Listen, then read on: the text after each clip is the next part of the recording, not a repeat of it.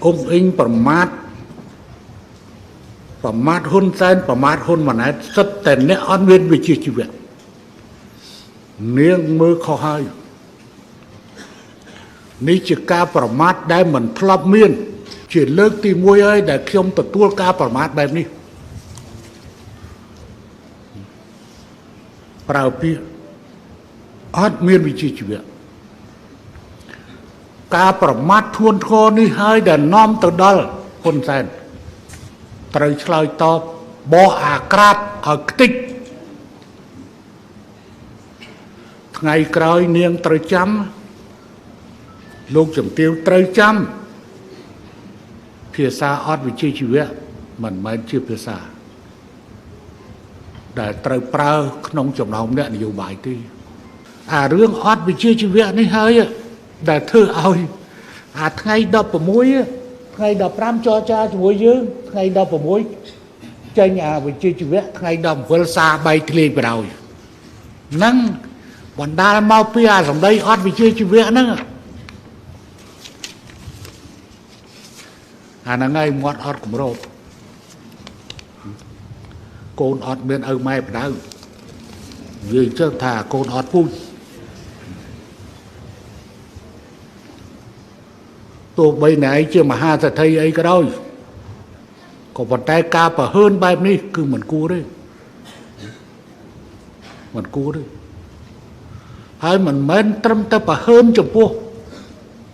យើងទេណាប្រហើនចំពោះប្រជាជនថៃខ្លួនឯង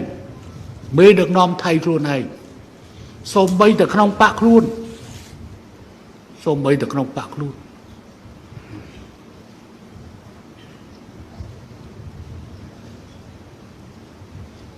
ទងសង្គមថៃទទួលបានឬមិនបានហើយសូមបងប្អូនក្នុងបកគឺថៃកុំខឹងខ្ញុំរឿងនេះវាខ្ញុំអត់មានតិចទៀនវាយប្រហារហើយរឿងបកភឿថៃនេះទៀតសោតខ្ញុំសូមនិយាយខ្ញុំបានចូលរួមចំណែកក្នុងការបង្កើតបកនេះសូមឲ្យអាដាមថៃស៊ីននិងសូរគៀតនៅចាំឲ្យច្បាស់ណាដំបូងខ្ញុំទៅញូវយ៉កដោយចាក់ចេញពីឡាហាវ៉ានទស្សនកិច្ចនៅគូបាមកញូវយ៉កថៃស៊ីននិងសូរគៀតបានហោះទៅតិចសាសជួបជាមួយនឹងប៊ូសពេលនោះប៊ូសមិនតន់ជាប់ជាប្រធានាធិបតីទេប៉ុន្តែតាមការប៉ាន់ស្មានរបស់ថៃស៊ីនថាប៊ូសនឹងជាប់ឆ្នោតដូច្នេះត្រូវមានទំនាក់ទំនងជាមួយអាមេរិកឲ្យហើយដែលជាបេក្ខជនមានសក្តានុពលអាចជាប់ឆ្នោតអញ្ចឹងចេញពីតិចសាសហោះមកជួបខ្ញុំនៅញូវយ៉កដើម្បីនិយាយអំពីការបង្កើតបកចង់បានបទពិសោធន៍ស្ដីពីការបង្កើតបក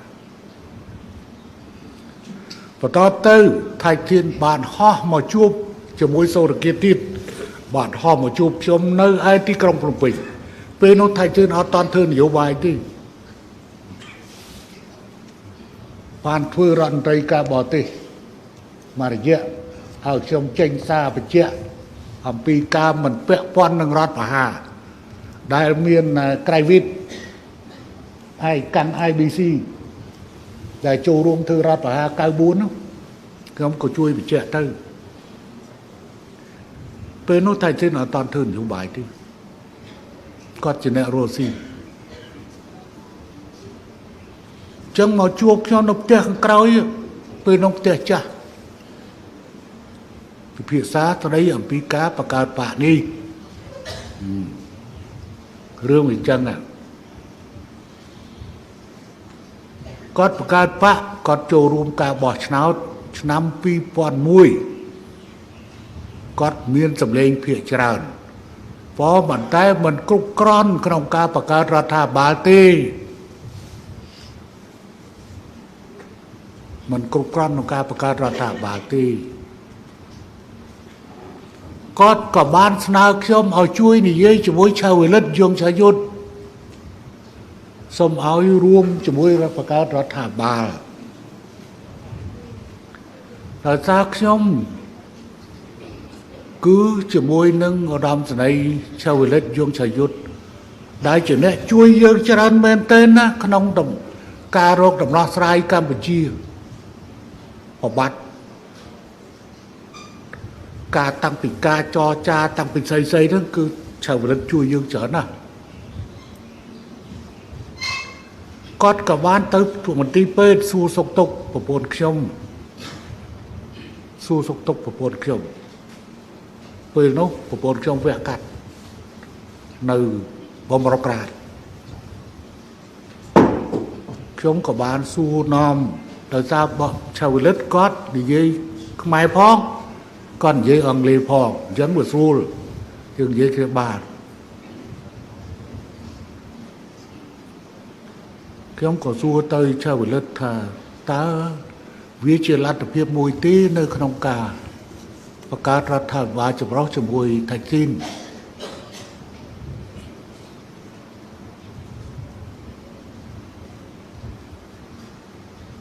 គាត់ក៏និយាយថាវាជាលទ្ធភាព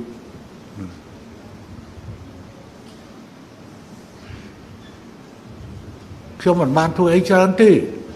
ក៏ប៉ុន្តែខ្ញុំគ្រាន់តែសៀបទុំអំពីបញ្ហាហ្នឹងខ្ញុំក៏ជូនដំណឹងត្រឡប់ទៅវិញ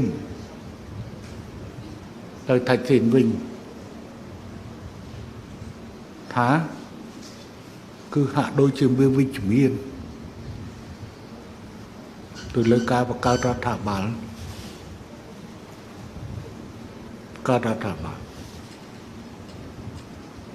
យើងបានបកនេះកើតបន្តមកដល់បន្តមកថៃស៊ីនត្រូវគេធ្វើរដ្ឋប្រហារអ្នកដែលជួយថៃស៊ីនគឺហ៊ុនសែនហើយពេលហ្នឹងខ្ញុំឲ្យយោបល់ទៀតគាត់មិនជឿខ្ញុំទេពេលទៅប្រជុំអាស៊ីអឺរ៉ុបនៅហែលសិង្ហី2006ខ្ញុំសួរថាតើអាដាមទៅណាទៀតខ្ញុំហៅគាត់បងឯងទៅណាទៀតគាត់ថាគាត់ត្រូវទៅប្រទេសណាទេទៅអង់គ្លេសបន្ទាប់ទៅបង្ហោះទៅញូវយ៉កដើម្បីថ្លែងសន្ទរកថានៅ UN ខ្ញុំបានឆ្លើយថាទូឡងបានសក្តិយូរពេករដ្ឋប្រហារបានកើតនៅពេលនោះតែម្ដងពេលហ្នឹងយើងត្រូវយកវិធានការមួយដើម្បីជួយថៃស៊ីនយ៉ាងម៉េចប្រកាសអស់កន្លែងជ្រកហើយគាត់ចាក់ចេញពីញូវយ៉កទៅដល់ឡុងយើងឲ្យទូតយើងជួបគាត់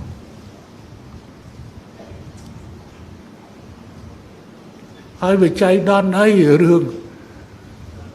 ដំណាក់កាលដែលតបចូលដំណាក់កាលថៃស៊ីននិយាយបិទទួលដែន2003បាត់បិទទួលដែនគឺជា system របស់ថៃស៊ីនកាលហ្នឹងយើងទទួលយកការពិតមួយយើងពិតជាមានកំហុសដោយយើងមិនអាចការពារស្ថានទូតគេបានការពារក្រុមហ៊ុនគេបានយើងធ្វើឲ្យឆេះស្ថានទូតគេធ្វើឲ្យឆេះក្រុមហ៊ុនគេសន្តាគារគេអញ្ចឹងយើងត្រូវសងគេអស់រាប់សិបលានណាអាសន្តាគារសូវីតែលអាដីនោះដីក្រសួងការពារជាតិត្រូវតែយកសងគេហើយប្រមាណលានកសាងទៅយើងខុសពេលនោះថៃស៊ីនបិទទួលដែនប៉ុន្តែគាត់ឆ្លាតត្រង់រឿងគាត់បិទទួលដែនតែឲ្យទំនិញចូលដោយសារតែយើងជាអ្នកខុសអាហ្នឹងយើងទទួលយកការពិតយើងការពារស្ថានទូតគេអត់បានការពារក្រុមហ៊ុនគេមិនបានទៅឆេះរបស់គេយើងក៏ចេះបដ ாய் ប៉ុន្តែបដ ாய் វាយូរពេកហើយថ្ងៃមួយខ្ញុំទៅវាយកូនគោលហ្នឹងវាយដល់អាឡូទី8ឡូទី8ផា5ខ្ញុំក៏ទូរស័ព្ទប្រាប់ទៅ សុកអានឲ្យតេតងទៅសូរគៀតតើព្រំបានបើកពេលណាសុកអានសម្ដេចសុកអានក៏ចាប់តេតងទៅសូរគៀតដែលពេលនោះជារដ្ឋមន្ត្រីការបរទេសថាឥឡូវកំពុងទៅសួរទៅថៃធីនប៉ុន្តែមិនតាន់បានចម្លើយដល់វាយដល់ឡូទី9ខ្ញុំក៏ចាប់សួរទៀតតែយ៉ាងម៉េចហើយថាអត់តាន់បានតំណឹងទេក៏ចាប់វាយឡូទី10អានឹងផា5វាយឡូទី10ក៏សួរម្ដងទៀតថាមិនតាន់បានចម្លើយទេក៏ចាប់វាយឡូទី11អានឹងផា4អានឹងផា4ឆ្ងាយផងអានឹងកន្លែងបាញ់ឯងឃើញខ្ញុំវាយ driver វាយ pitching ឯងទៅជាប់ជាមួយទួងក៏អត់អានឹងឡូទី11ហើយក៏ចាប់វាយឡូទី12ដល់វាយឡូទី12អញ្ចឹងយើងប្រើពេលប្រហែលជាចូលជប់2ម៉ោង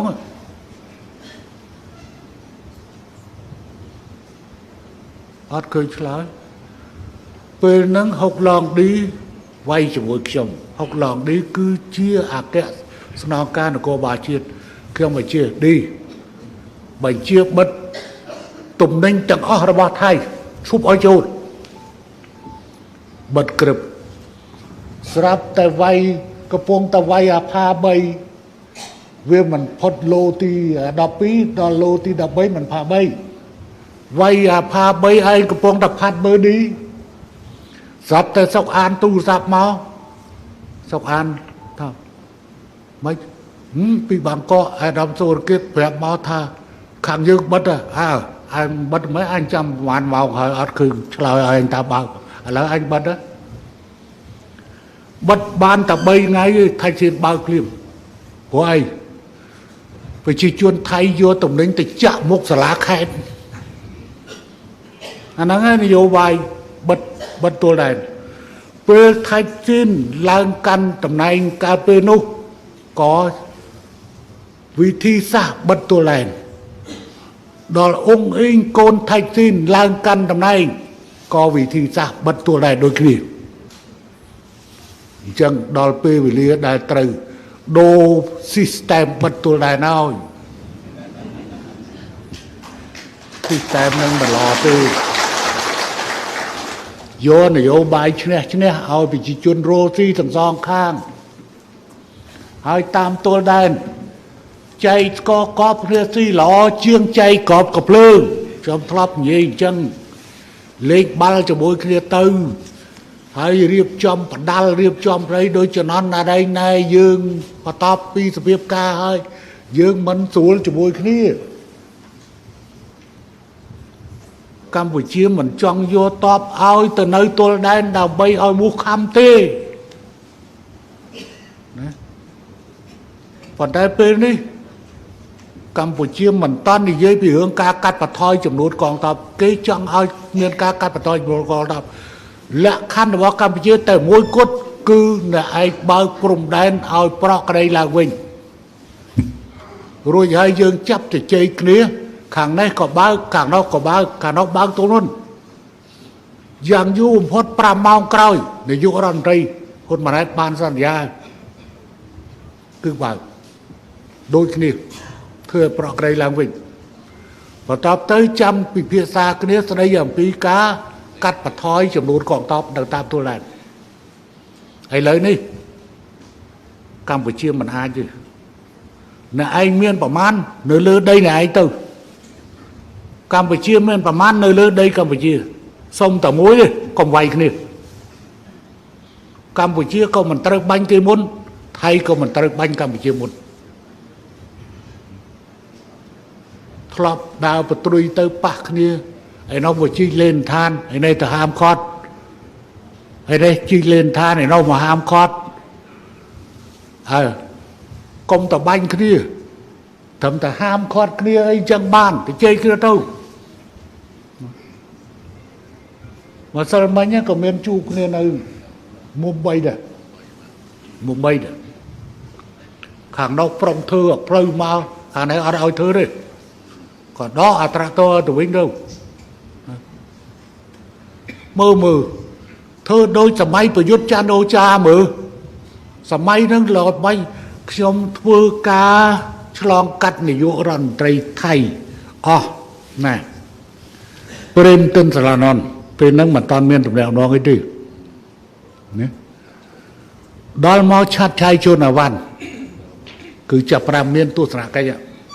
ណាហើយចាប់ប្រាំជួយចរចាតាមរយៈឆាវលិតដែលជាមេជើងគោកពេលហ្នឹង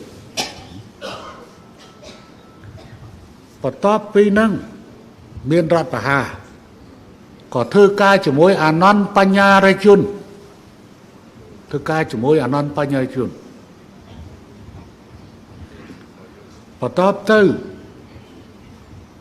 បានធ្វើការជាមួយនឹងបានហានសិល្បៈអាចារ្យណាបានហានសិល្បៈអាចារ្យរាប់ទាំងគាត់មកទស្សនកិច្ចនៅកម្ពុជាផងដែរបន្ទាប់ពីនឹងទៅបានធ្វើការជាមួយឆាវលិតយងឆាយុទ្ធធ្វើនាយករដ្ឋមន្ត្រីបន្ទាប់ទៅធ្វើការជាមួយឈួនលើកបៃហើយអាកិច្ចព្រមព្រៀងរបស់យើងនេះអា MOU 2000នេះគឺរដ្ឋបាលរបស់ឈួនលើកបៃរបស់គណៈបកប្រជាធិបតេយ្យបន្ទាប់ទៅធ្វើការជាមួយថៃស៊ីនស៊ីនវ៉ាត់បន្ទាប់ទៅធ្វើការជាមួយនឹងសូរយុទ្ធជូរណនបន្ទាប់ទៅធ្វើការជាមួយនឹងសមៈសុនទវេទបន្ទាប់ទៅធ្វើការជាមួយនឹងសវេតសុំឆៃវងសវ៉ាតដែលជាប្អូនថ្លៃរបស់ថៃស៊ីន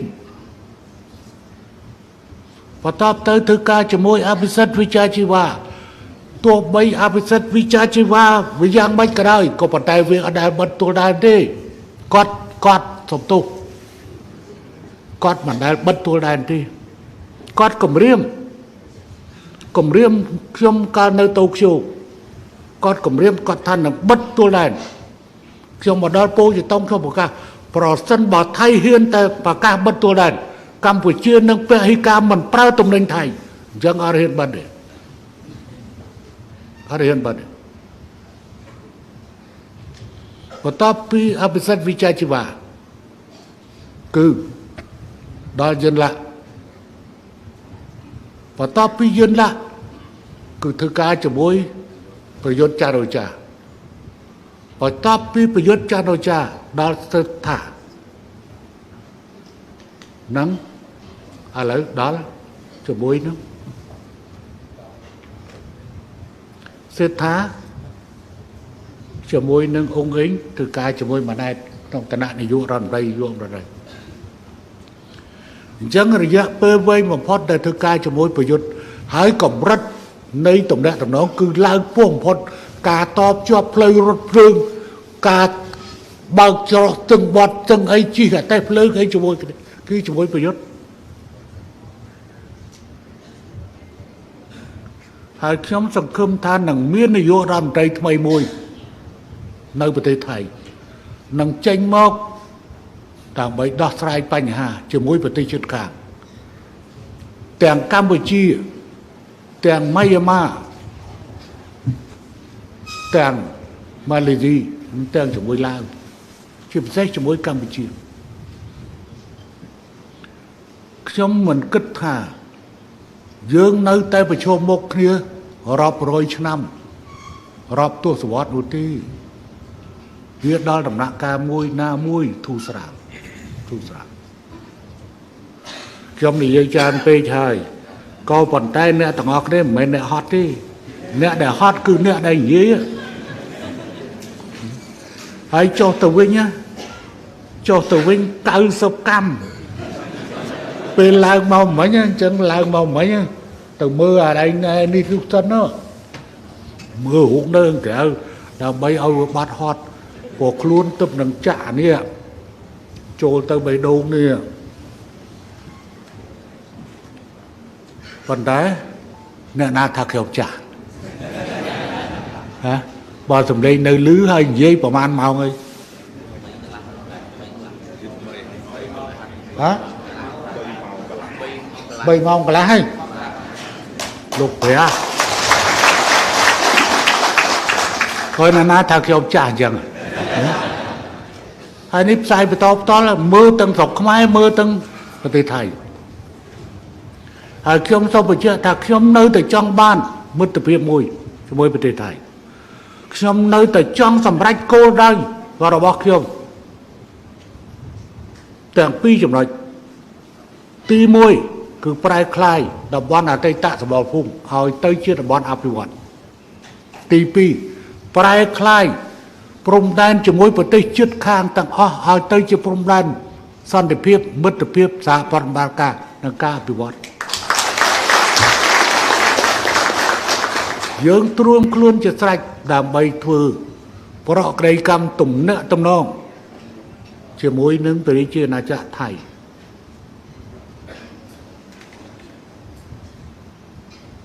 យើងចង់មានដំណោះស្រាយដោយសន្តិវិធីតាមយន្តការទ្វេភាគីក្តីនិងតាមយន្តការតុលាការអន្តរជាតិក្តី